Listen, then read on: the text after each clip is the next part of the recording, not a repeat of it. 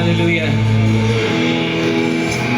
Atong iduko atong mga ulo, magampo ta pagtapos sa atong nahuman kadaugan ng kagabihan.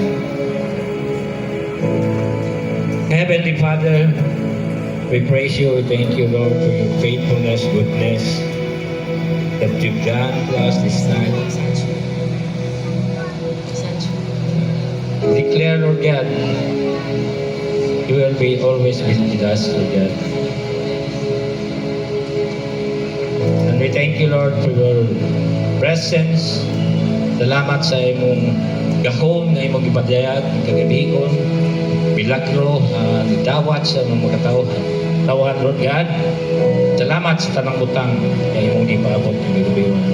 Salamat usab sa imong alagad, Rev Sologon, nabita nga imong gigamit, Lord. Thank you, Lord, sa iyang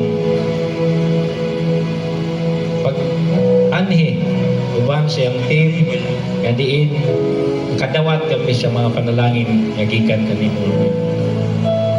Kagabi, O Lord, amo sab na dawat ang dignidad nga imong gi-restore sa tanang katawhan sa matag usa.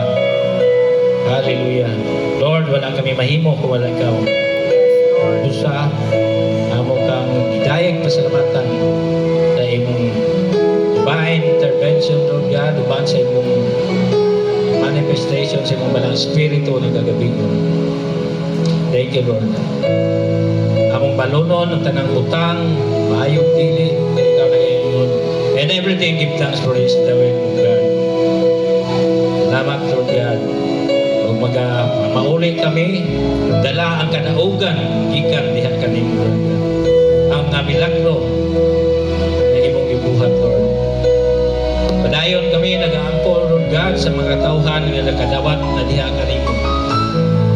Pray, Lord, padayon ka magkapatubo sa imong gahom, sa imong balang espiritu, sa pagtuo nga buhi niya sa matag usa nga kinabuhi.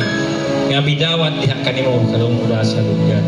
Bisan pa sa mga labay kagabihion, nga diin ikaw nagpadayag sa imong milagro. Usa mo kang gidayeg pasalamatan, tuboy ang imong ngalan, tungod kay wala na laing ngalan nga angay daygon simbahon nagalagaran. In the name of Jesus Christ, our Lord and Savior. Amen and amen. God bless.